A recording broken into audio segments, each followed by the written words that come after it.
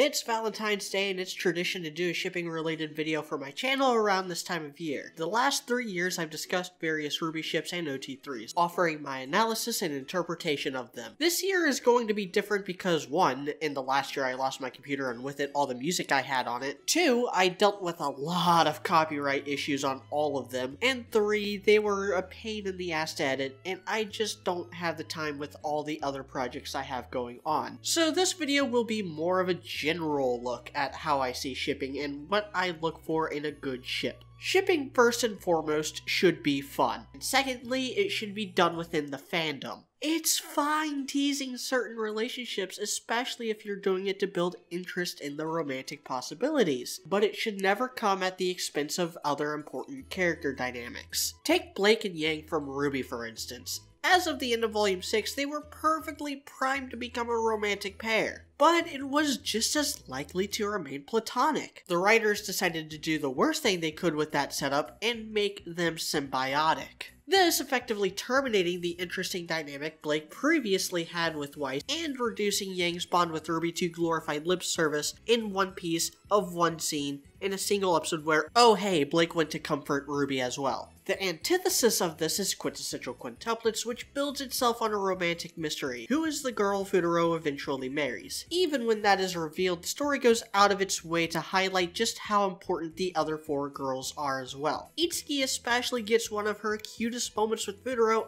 after his initial confession to... In her words, a fruitless relationship can be beautiful too. What matters are the memories you make with the people that matter. It's a lot harder for a story to handle this balance of character dynamics if the writers are too involved in their own fandom. It's generally bad form for the people making creative decisions to like and share fan art of particular ships. I personally never minded it, but there are people who take anything shared on social media as canon and will worry about queerbaiting if their favorite male characters don't get to kiss despite neither one showing any kind of real romantic feelings towards the other. Some of these people have thousands of followers who take their word as rote and will attack anyone who disagrees, so yeah, bad form to actively encourage specific ships. When it comes to shipping myself, I generally look for 3 things. How cute do they look together? How do they complement each other? And how do they change each other? How cute they are is purely aesthetic. If I like the design of both characters, I'll probably think they look good together. And anything can be made cute if the artist is good enough. Diana x Akko and Rias x Issei are good examples of some of my aesthetic preferences. How they complement each other is a little more complicated.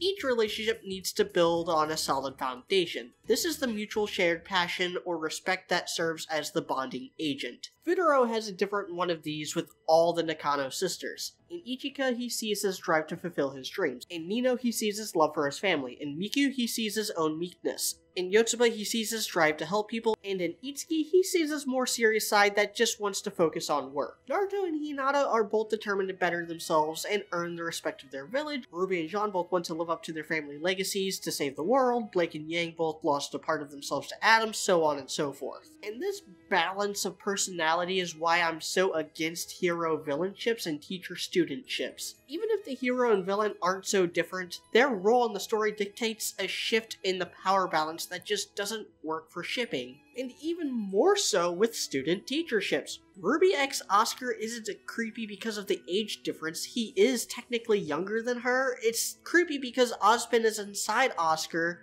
going to take over someday, and Ozpin was RWBY's teacher. That creates the sickly shift in balance that doesn't sit right with me. Give me Lancaster White Rose or White Knight any day of the week. But even more important than how they complement each other is how they change. I am sick to death of stories like Grease where only one character has to change and that's it. This is also where all RWBY ships fall apart. Aside from Monochrome and maybe Renora, none of the other major ships have experienced this mutual change. Sure, Blake stopped running and that was thanks to Sun's influence, but Sun himself never changed and Yang was only superficially changed because of her run-in with Adam. The only thing that changed between them is that Blake apologized and Yang forgave. All the big shonen battle series suffer from this because Shonen Jump editorial board is too scared to have characters engage in romance. This leads to Naruhina being completely stagnant for most of Naruto and leads to my increasing frustration with Deku and Uraraka in My Hero Academia. Once again, I would highlight Quintessential Quintuplets as the perfect example, but I'm already in the middle of a 13+ part series detailing those arcs. So, unironically, the best romance is Shrek and Fiona from the Shrek series. The whole story is about both of them changing, both of them accepting that they are more than what they were born to be, and coming together because of mutual trust and admiration. Not only that, but the sequels explore what happens after Happily Ever After. I can't stress enough how rare that is. Like, Shrek, Quint, and maybe that one Cinderella sequel are the only stories I can think of that really address the issues that come after engaging in a relationship. Everything else is either about getting into a relationship or living in one. Rarely will a story do both. And even the bad Shrek movies have good things in them. Shrek 3 is a really bad movie. But the best part, and the only good part depending on who you ask, is Shrek's existential crisis over becoming a father. He's terrified that he's going to be just as bad as his father was. Like, oh my god, that's common. How come the only movie I can think of that tackles that very real fear is Shrek 3? Anyway, it's my personal philosophy that people can change and nothing changes people more than love. Romantic subplots exist because romance is a very real, very human experience that everyone can relate to on some level. And making the characters go through drama to get together or stay together makes those dynamics more real and relatable. It doesn't even have to divulge into progressive brownie points. You don't think I can't relate to Homura being so gay and thirsty she cripples the multiverse? Don't answer that, please. Just don't answer that. Elsa isn't even 100% confirmed gay, yet her experience and struggle is way more relatable to the LGBT community than someone like Batwoman, whose one and only soul-defining character trait is that she likes to slurp slatch. Which brings me to the last point I wanted to make. Ship-baiting and queer-baiting don't really exist, at least not in the way Twitter users with more pronouns than personality traits would have you believe, because that exists entirely on the marketing level. Anything that adds dimension or intrigue to a story is usually a good thing, and something you have to try to mess up. And if you got invested in a relationship that had no actual evidence within the series, then that's on you. So what I object to is calling things like Clover and Crow queerbaiting just because they shared some friendly banter like 3 times.